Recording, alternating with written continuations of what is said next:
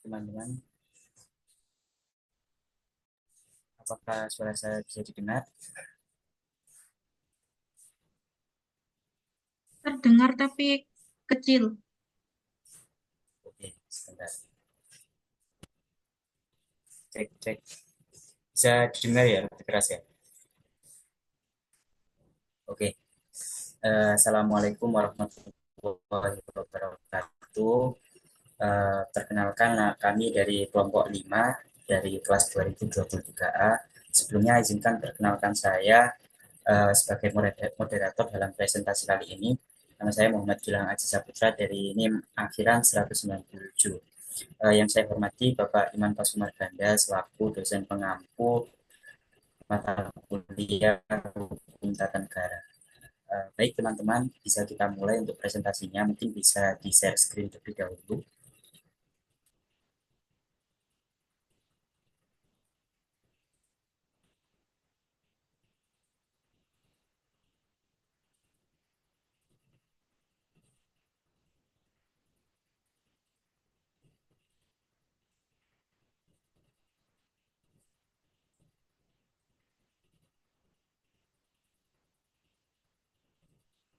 Baik, uh, jadi di sini kami dari kelompok 5 akan membawakan materi seputar mengenai DPR, DPD, dan BPK.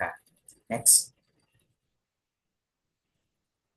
Berikutnya, ini adalah nama-nama dari kelompok kita, yaitu yang pertama ada Sabrina Aulia Tegar Azahra dengan NIM akhiran 008, kemudian nomor 2 ada Siti Rohmatunisa dengan NIM akhiran 020, dan Iza Eka Safira Putri dengan NIM akhiran 027, dengan yang keempat ada Novi Solihah Ningsih dengan NIM akhiran 030, dan saya sendiri Muhammad Gilang Saputra dengan NIM akhiran 197. Next. Nah, untuk materi yang pertama akan dibawakan oleh Mbak Siren. Waktu dan layar saya persilahkan. Terima kasih kepada moderator. Di sini saya akan menjelaskan mengenai pengertian Dewan Perwakilan Rakyat. Berdasarkan Undang-Undang Nomor 27 Tahun 2009, Dewan Perwakilan Rakyat merupakan lembaga yang mewakili rakyat sesuai dengan amanat Undang-Undang Dasar tahun 1945. Lalu mengutip dari pendapat Muhammad Ismail PN Marhun, menyatakan bahwa DPR merupakan lembaga negara yang berperan sebagai perantara aspirasi rakyat dalam menjalankan roda pemerintahan sehari-hari. Kemudian DPR merupakan salah satu lembaga negara tertinggi yang berfungsi sebagai perwakilan rakyat sebagaimana disebutkan dalam Wikipedia. Dan menurut kelompok kami, Dewan Perwakilan Rakyat adalah lembaga negara tertinggi yang mewakili rakyat dan berperan sebagai perantara aspirasi rakyat dan dalam menjalankan pemerintahan. Next. Kemudian sejarah terbentuknya Dewan Perwakilan Rakyat.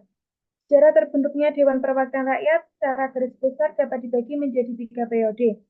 Pertama, Volksrat, kedua masa perjuangan kemerdekaan, ketiga dibentuknya Komite Nasional Indonesia Pusat atau KNIP. DPR RI dimulai dengan pembentukan Komite Nasional Indonesia Pusat atau KNIP oleh Presiden pada tanggal 29 Agustus 1945.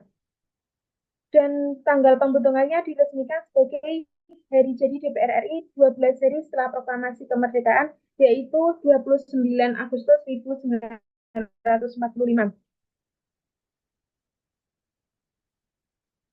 Pada sidang KNIP pertama KNIP terpilihnya pemimpin sebagai berikut.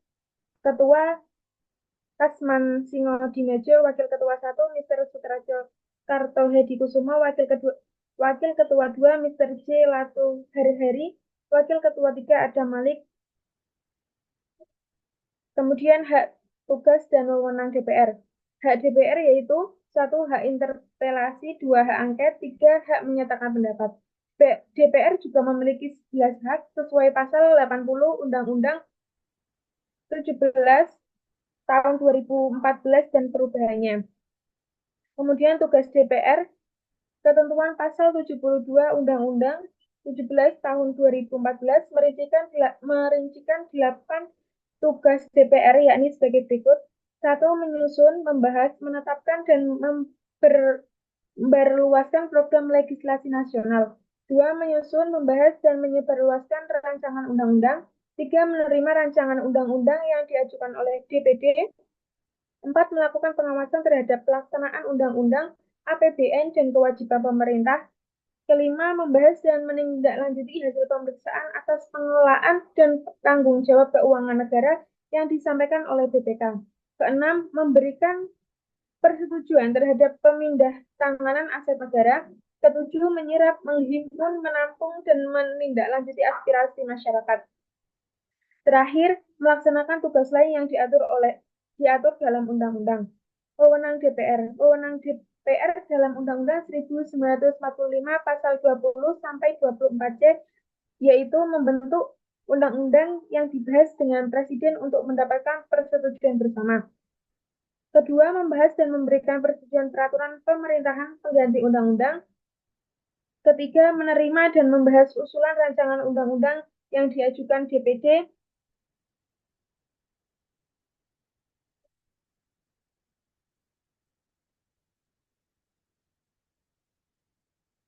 Sekian dari saya kembalikan kepada moderator.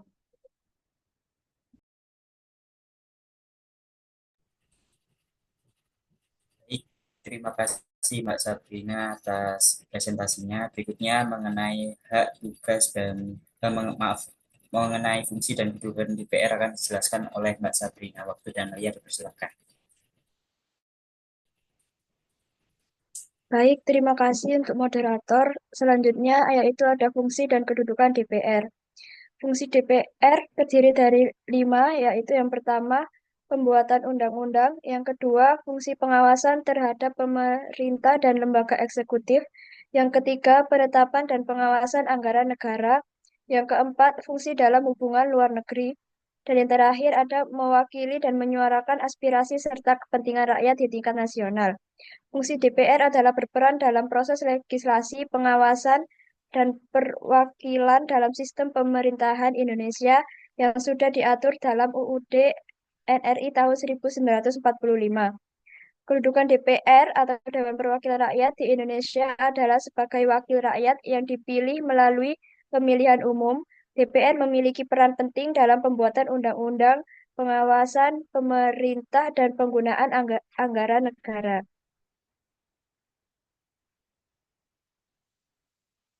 Saya kembalikan ke moderator. Baik, terima kasih Mbak Sabrina. Untuk materi berikutnya akan dijelaskan oleh Mbak Iza. Waktu dan layar dipersilakan. Terima kasih moderator atas kesempatannya. Saya akan menjelaskan terkait DPR dalam Undang-Undang Dasar 1945 dan hubungannya dengan hukum tata negara. Dasar hukum DPR dalam Undang-Undang Dasar NRI 1945 yang mengatur tentang Dewan Perwakilan Rakyat atau DPR mencakup beberapa hal penting. Nah, pasal-pasalnya yaitu pasal 19 yang menyatakan anggota DPR dipilih melalui pemilihan umum dan berfungsi sebagai lembaga legislatif. Ayat kedua, susunan DPR diatur dengan undang-undang, dan ayat ketiga, DPR bersidang sedikitnya sekali dalam setahun. Nah, pasal 19 mengatur tentang keanggotaan Dewan Perwakilan Rakyat yang terdiri dari anggota-anggota yang dipilih melalui pemilihan umum. Nah, anggota DPR memiliki masa jabatan selama 5 tahun dan dapat dipilih kembali. Kemudian ada pasal 20 dari ayat 1 sampai 5. Dewan Perwakilan Rakyat memegang kekuasaan membentuk undang-undang. Kemudian ayat kedua, setiap rancangan undang-undang dibahas oleh Dewan Perwakilan Rakyat dan Presiden untuk mendapat persetujuan bersama. Ayat ketiga, jika rancangan undang-undang itu tidak mendapat persetujuan bersama, rancangan undang-undang itu tidak boleh diajukan lagi dalam persidangan Dewan Perwakilan Rakyat masa itu. Dan yang ayat keempat, Presiden mengesahkan rancangan undang-undang yang telah disetujui bersama untuk menjadi undang-undang. Yang terakhir, ayat kelima, dalam hal rancangan undang-undang yang telah disetujui bersama tersebut tidak disahkan oleh Presiden dalam waktu 30 hari semenjak rancangan undang-undang tersebut disetujui, rancangan undang-undang tersebut sah menjadi undang-undang dan wajib diundangkan. Kemudian pasal lain ada pasal 20A Pengaturan mengenai hak dan wewenangan DPR dalam hal legislasi, termasuk hak untuk mengajukan rancangan undang-undang dan melakukan pengawasan terhadap pelaksanaan undang-undang, meskipun tidak disebutkan secara eksplisit dalam UUD 1945, hak-hak ini umumnya diatur dalam undang-undang yang lebih spesifik tentang tata tertib DPR. Kemudian ada pasal 21. Dalam pasal ini diatur mengenai hak DPR untuk meminta pertanggungjawaban pemerintah. Nah, pemerintah wajib memberikan laporan kepada DPR mengenai pelaksanaan anggaran dan kebijakan publik. Nah, jika diperlukan, DPR dapat meminta penjelasan yang lebih lanjut dari pemerintah. Kemudian yang terakhir ada pasal 22. Pasal 22A dan juga pasal 22B. Pasal 22 ini eh, ada 3 ayat. Ayat pertama dalam hal ihwal kegentingan yang memaksa, Presiden berhak menetapkan peraturan pemerintah pengganti undang-undang. Kemudian ayat kedua, peraturan pemerintah itu harus mendapat persetujuan Dewan Perwakilan Rakyat dalam persidangan yang berikut. Dan ayat ketiga, jika tidak mendapat persetujuan, maka peraturan pemerintah itu harus dicabut. Kemudian pasal 22 menyatakan bahwa dalam keadaan tertentu seperti keadaan darurat, Presiden dapat mengeluarkan peraturan pemerintah yang berlaku sebagai undang-undang. Namun, peraturan tersebut harus mendapatkan persetujuan dari DPR dalam waktu tertentu agar tetap sah. Kemudian hubungan DPR dengan hukum tata negara. Nah, hukum tata negara sendiri merupakan cabang hukum yang mengatur struktur organisasi negara, kemudian hubungan antar lembaga negara, serta hak dan kewajiban warga negara. Nah, dalam konteks ini, hubungan antara DPR dan juga hukum tata negara itu dapat dilihat dari beberapa aspek. Yang pertama ada kekuasaan legislatif. Sebagai lembaga legislatif, DPR itu memiliki kekuasaan untuk membuat undang-undang yang menjadi dasar bagi penyelenggaraan pemerintah. Hal ini tuh sejalan dengan prinsip kekuasaan yang menjadi salah satu asas fundamental dalam hukum tata negara. Kemudian aspek yang kedua, peran dan fungsi. Fungsi utama DPR adalah legislasi, yaitu membuat undang-undang yang mengatur berbagai aspek kehidupan yang ada di masyarakat. Selain legislasi, DPR juga memiliki fungsi pengawasan terhadap tindakan eksekutif presiden dan pemerintah melalui mekanisme seperti interpelasi, angket, dan juga hak menyatakan pendapat. DPR dapat memastikan bahwa kebijakan pemerintah sesuai dengan kepentingan rakyat dan tidak melanggar hukum. Kemudian, aspek yang ketiga, pembuatan undang-undang. Hak inisiatif. DPR memiliki hak inisiatif untuk mengajukan rancangan undang-undang atau RUU yang merupakan hak yang dimiliki oleh anggota DPR sebagai pemegang kekuasaan membentuk undang-undang. Pembahasan bersama. Nah, RUU tadi yang diajukan oleh Presiden atau DPR harus dibahas bersama. Presiden diberikan kesempatan untuk memberikan penjelasan, sedangkan DPR dan juga DPD memberikan pandangan.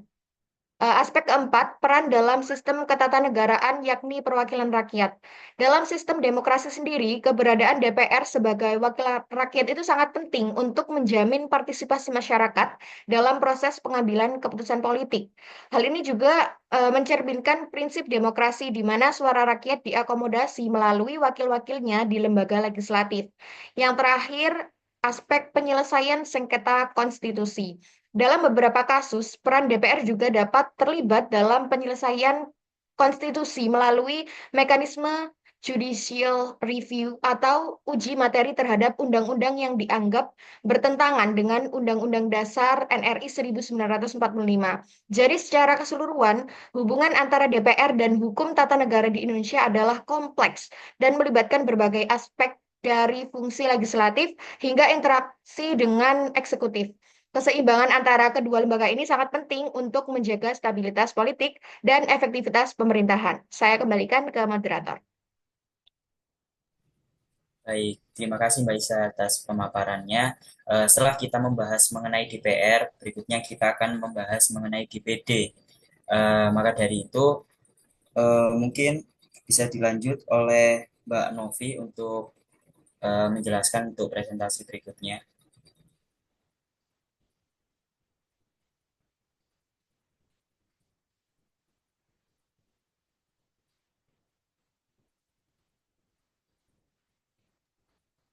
Baik, terima kasih moderator. Sebelumnya saya ingin menjelaskan kelebihan dan kekurangan dari DPR. Untuk kelebihannya, yang pertama legislasi, DPR memiliki peran penting dalam membentuk undang-undang. Yang kedua, anggaran, DPR bertanggung jawab atas pembahasan dan persetujuan rancangan undang-undang tentang APBN. Dan yang ketiga, tentang pengawasan, yaitu DPR melakukan pengawasan atas pelaksanaan undang-undang dan APBN. Untuk kekurangan, keterbatasan kewenangan DPR sering dihadapkan pada keterbatasan dalam mengambil keputusan yang independen, terutama dalam hal legislasi yang berkaitan dengan otonomi daerah. Next. Selanjutnya, saya akan menjelaskan tentang Dewan Perwakilan Daerah atau DPD. DPD adalah lembaga legislatif di Indonesia yang mewakili kepentingan daerah di tingkat nasional. Definisi DPD menurut beberapa para ahli adalah yang pertama, menurut Muhammad Ali Safaat, DPD adalah lembaga yang berfungsi untuk menjaga keadilan dan hak daerah serta mengajukan rancangan undang-undang yang berkaitan dengan otonomi daerah dan sumber daya alam. Yang kedua, menurut Jimli Asidik, Dewan Perwakilan Daerah atau DPD adalah lembaga yang berfungsi sebagai lembaga legislatif yang berperan dalam mewakili kepentingan daerah, namun kedudukannya lebih sebagai ko-legislator dibandingkan dengan DPR yang memiliki kekuasaan lebih besar dalam pembentukan undang-undang. Lalu menurut kelompok kami, DPD adalah lembaga legislatif yang dibentuk untuk mewakili kepentingan daerah di tingkat nasional. Lalu DPD berfungsi untuk memberikan pertimbangan, usulan, dan saran kepada DPR dalam hal kebijakan yang berkaitan dengan daerah. Anggota DPD dipilih secara langsung dari setiap provinsi. Selanjutnya saya kembalikan kepada moderator. Baik, terima kasih Mbak Novi. Berikutnya mengenai sejarah DPD akan dijelaskan oleh Mbak Iza. Waktu dan layar dipersilakan. Baik, saya akan melanjutkan terkait sejarah Dewan Perwakilan Daerah.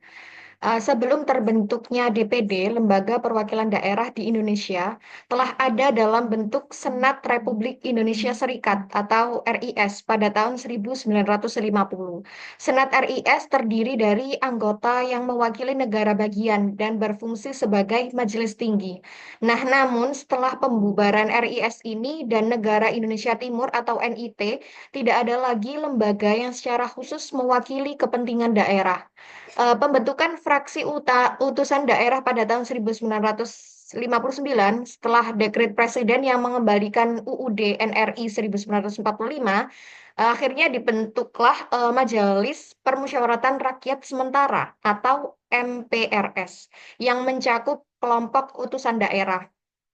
Kelompok ini terdiri dari wakil-wakil provinsi yang dipilih oleh DPRD provinsi dan bertahan hingga tahun 2004. Meskipun demikian, fungsinya terbatas dan lebih didominasi oleh pejabat setempat. Nah, transisi menuju DPD reformasi politik pada akhir 1990-an mendorong perubahan dalam struktur ketatanegaraan Indonesia. Nah, dalam kurun waktu 1999 hingga 2002, dilakukan 4 kali amandemen terhadap UUD NRI 1945. Salah satunya adalah pembentukan DPD sebagai bagian dari sistem legislatif bikameral. Pembentukan DPD disahkan pada tanggal 9 November 2001 dan mulai beroperasi pada tanggal 1 Oktober 2004. DPD memiliki fungsi untuk mengajukan rancangan undang-undang terkait otonomi daerah, hubungan pusat dan daerah, serta memberikan pertimbangan atas rancangan undang-undang lainnya kepada Dewan Perwakilan Rakyat atau DPR. Anggota DPD dipilih langsung oleh masyarakat dari setiap provinsi sehingga lebih demokratis dibandingkan dengan fraksi sebelumnya. Perkembangan terakhir sejak berdirinya, DPD terus berusaha memperkuat posisinya dalam sistem ketatanegaraan. Nah, meskipun menghadapi tantangan dalam kewenangan dan pengaruhnya dibandingkan dengan DPR, DPD tetap berperan penting dalam menyuarakan aspirasi daerah di tingkat nasional. Saya kembalikan ke moderator. Baik, terima kasih Mbak Iza atas materinya. Untuk materi berikutnya akan dijelaskan oleh Mbak Sabrina. Waktu dan layar dipersilakan. Terima kasih saya sampaikan ke moderator. Selanjutnya saya akan menjelaskan tentang hak, tugas, dan wewenang DPD. Yang pertama, hak DPD. Ya, hak DPD yang pertama yaitu mengajukan rancangan undang-undang.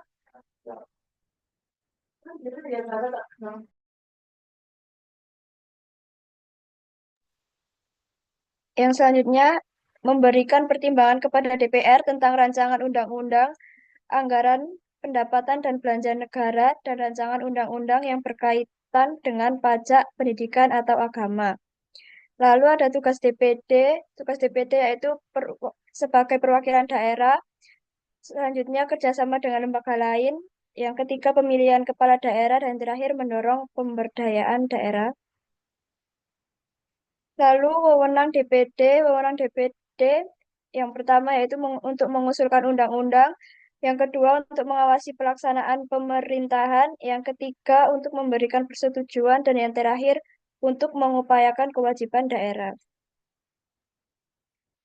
Fungsi dan kedudukan DPD, fungsi dan kedudukan DPD sebagai berikut. Yang pertama yaitu pengajuan RUU.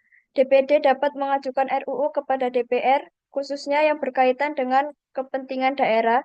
Yang kedua, pengawasan. DPD melakukan pengawasan atas pelaksanaan undang-undang dan menyampaikan hasilnya kepada DPR sebagai bahan pertimbangan.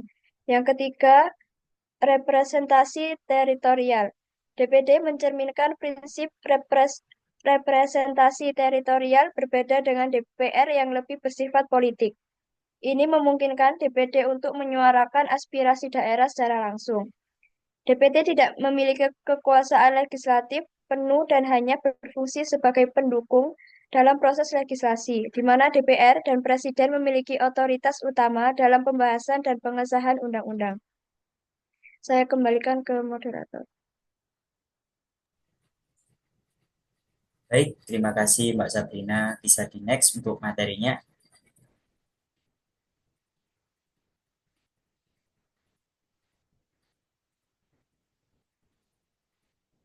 Baik, untuk materi berikutnya akan dipresentasikan oleh Mbak Novi. Waktu dan layar dipersilakan. Baik, untuk selanjutnya, DPD dalam UUD 1945 dan hubungannya dengan hukum tata negara. Hubungan antara DPD dengan hukum tata negara di Indonesia, yang pertama itu kedudukan konstitusi. DPD memiliki landasan konstitusional yang terbatas dalam Undang-Undang Dasar 1945, terutama pasal 22D yang mengatur kewenangannya. Keterbatasan ini dapat menyebabkan implikasi negatif pada kedudukan DPD dalam sistem ketatanegaraan Indonesia. Yang kedua, fungsi legislasi. DPD memiliki kewenangan untuk mengajukan rancangan undang-undang atau RUU dalam bidang tertentu seperti otonomi daerah, hubungan pusat dan daerah, dan pengelolaan sumber daya alam. Namun, DPD tidak memiliki kewenangan untuk membahas RUU lebih lanjut dan tidak dapat menindaklanjuti rancangan undang-undang yang berasal dari DPD sendiri. Yang ketiga, hubungan dengan DPR. DPD dan DPR memiliki hubungan kekuasaan yang terwujud dalam fungsi legislatif dan pengawasan. DPD hanya diberi kewenangan untuk mengajukan RUU dan ikut pembahasan dengan DPR, sedangkan pengawasan yang dilakukan oleh DPD harus disampaikan kepada DPR untuk ditindaklanjuti. Yang keempat, hubungan dengan Presiden. Hubungan DPD dengan Presiden tidak langsung karena harus melalui DPR sebagai perantara. DPD menyampaikan RUU kepada DPR yang kemudian dibahas bersama Presiden. Yang kelima, mengenai kritik dan isu pembubaran. DPD sering dianggap sebagai lembaga yang tidak memiliki kewenangan yang mengikat dalam kegiatan bernegara. Hal ini telah menjadi isu pembubaran DPD yang kemudian menjadi problematik ketatanegaraan yang perlu dikaji lebih mendalam. Dalam keseluruhan, hubungan DPD dengan hukum tata negara di Indonesia masih terbatas dan tidak sepenuhnya efektif dalam menjalankan fungsi legislatif dan pengawasan. Namun, ada upaya untuk memperkuat fungsi legislasi DPD melalui perubahan Undang-Undang Dasar 1945 dan penguatan struktur parlemen yang berlandaskan atas strong bicameralism. Untuk selanjutnya, saya kembalikan kepada moderator. Baik, terima kasih Mbak Novi atas materi yang telah diberikan. Untuk presentasi berikutnya akan dijelaskan oleh Mbak Siren. Waktu dan layar dipersilahkan.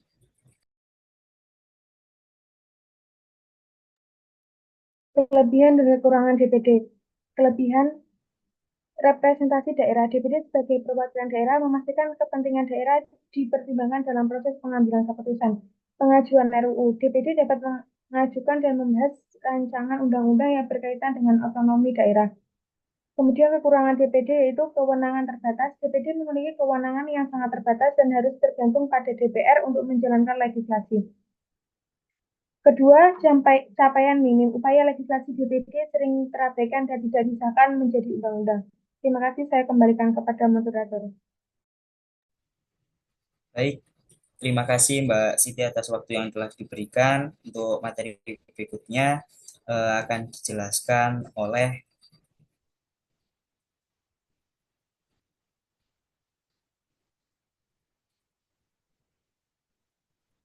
Mbak Sabrina mengenai BPK. Waktu dan layar dipersilahkan. Baik, terima kasih moderator atas waktunya. Di sini saya akan menjelaskan tentang apa itu BPK. BPK adalah Badan Pemeriksa Keuangan, ya, ya, Badan Pemeriksa Keuangan merupakan lembaga negara yang memiliki peran penting dalam pengelolaan dan pertanggungjawaban keuangan negara di Indonesia. Berikut beberapa ahli mendefinisikan tentang BPK. Yang pertama, definisi umum. BPK adalah lembaga yang bertugas untuk memeriksa pengelolaan dan tanggung jawab keuangan negara, serta bersifat bebas dan mandiri. Yang kedua, menurut Arum, BPK memiliki fungsi operatif, yudikatif, dan advisory. Yang ketiga, yaitu menurut Jimli Asidik, yang menyatakan bahwa BPK berfungsi sebagai lembaga auxiliary bagi DPR dalam hal pengawasan keuangan negara. Saya kembalikan ke moderator. Baik, terima kasih atas presentasinya. Bisa di next materinya. Nah, untuk materi berikutnya akan dijelaskan oleh Mbak Novi. Waktu dan layar dipersilahkan. Untuk selanjutnya sejarah BPK dalam penggabungan kembali setelah NKRI pada tanggal 17 Agustus 1950, Dewan Pengawas Keuangan atau RIS digabungkan kembali dengan BPK berdasarkan UUD 1950 dan berkedudukan di Bogor. Era reformasi dengan dikeluarkan Dekret Presiden RI pada tanggal 5 Juli 1959 yang menyatakan berlaku kembali UUD tahun 1945. Posisi BPK dikembalikan sesuai dengan fungsi semula sebagai lembaga tertinggi negara. Untuk selanjutnya bisa di next aja moderator. Nah, untuk hak, tugas, dan kewenangan BPK. Untuk hak BPK sendiri ada 3. Yang pertama, hak keuangan dan administrasi. Yang kedua, kedudukan protokoler. Dan yang ketiga, hak untuk melaksanakan tugas. Untuk tugas BPK sendiri ada 6. Yang pertama, memeriksa dan pengelola serta bertanggung jawab keuangan. Yang kedua, pelaksanaan pemeriksaan. Dan yang ketiga, mencakup pemeriksaan kinerja keuangan, pemeriksaan dengan adanya maksud tertentu. Yang keempat, hasil pemeriksaan harus dibahas sesuai dengan standar. Dan yang kelima, laporan tindakan pidana. Dan yang keenam, kode etik dan standar pemeriksaan. Untuk wewenang BPK sendiri ada 7. Yang pertama, menentukan objek pemeriksaan. Yang kedua, merencanakan. Yang ketiga, pemeriksaan kinerja. Yang keempat, pembahasan temuan pemeriksaan. Dan yang kelima, pengarahan pemeriksaan investigatif. Yang keenam, laporkan hasil pemeriksaan. Dan yang ketujuh, pembinaan tugas sekretariat jenderal dan lembaga lain. Saya kembalikan kepada moderator. Baik, untuk materi berikutnya akan dijelaskan oleh Mbak Iza. Waktu dan layar dipersilahkan. Baik, saya akan melanjutkan tentang fungsi dan kedudukan BPK. Fungsi BPK memiliki eh, fungsi utama yang mencakup yang pertama fungsi operatif. Fungsi operatif BPK mencakup pemeriksaan, pengawasan, dan penyelidikan atas penguasaan, pengurusan, dan pengelolaan kekayaan negara. Kemudian fungsi yang kedua, fungsi yudikatif. Memberikan kewenangan kepada BPK untuk menuntut pemberdaharaan dan tuntutan ganti rugi terhadap pembendaharaan serta pegawai negeri yang melanggar hukum.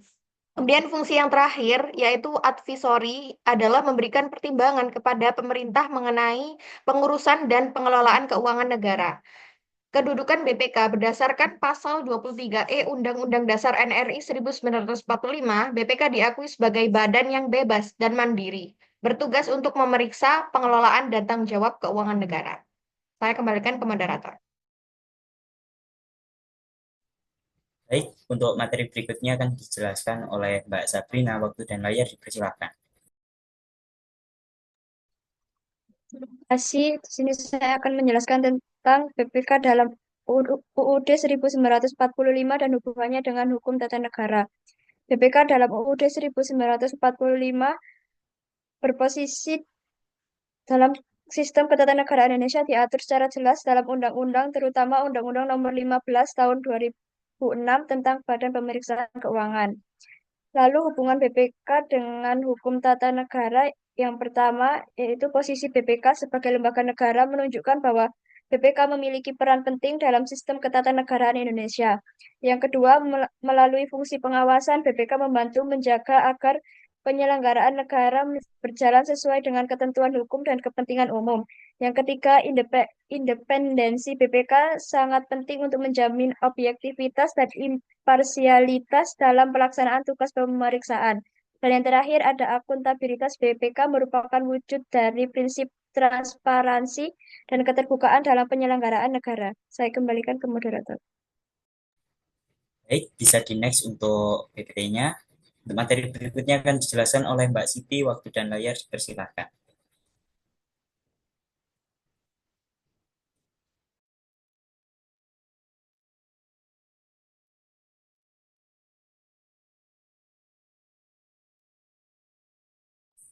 Sepertinya Mbak Siti ada gangguan. Bisa di next untuk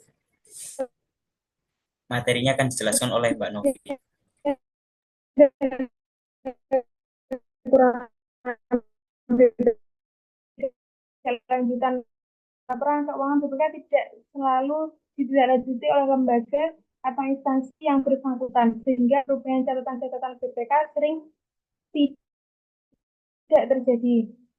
Pemeriksaan, saran, dan rekomendasi perbaikan tidak memiliki otoritas untuk memutuskan. Sekian dari saya kembali kepada moderator. Baik, terima kasih Mbak Siren. Untuk materi berikutnya akan dijelaskan oleh Mbak Novi. Waktu dan layar dipersilakan. Hubungan antara DPR, DPD, dan BPK dalam hukum tata negara. Hubungan antara DPR, DPD, dan BPK yang pertama pembahasan RUU, yang kedua ada pengawasan, dan yang ketiga ada anggaran.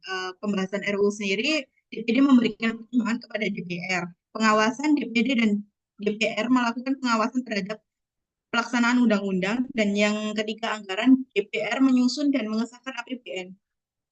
Tujuan hubungan antara DPR, DPD, dan BPK yang pertama ada checks and balance, yang kedua ada transparansi, yang ketiga ada akuntabilitas, yang keempat ada keterwakilan. Next.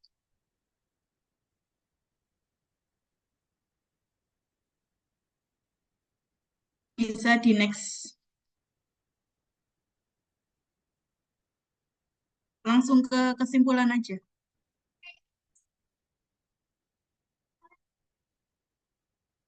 Untuk ringkasannya secara keseluruhan, hubungan antara DPR, DPD, dan BPK mencerminkan upaya untuk menciptakan sistem pemerintahan yang transparan dan akuntabel. Dengan mempertimbangkan praktik di negara lain, Indonesia dapat terus mengembangkan sistem ketatanegaraannya agar lebih efektif dalam memenuhi kebutuhan masyarakat. Saya kembalikan kepada moderator. Baik, terima kasih Mbak Novi. Bisa di next. Nah, itu tadi presentasi dari kami. Mungkin itu saja yang bisa kami sampaikan. Terima kasih. Wassalamualaikum warahmatullahi wabarakatuh.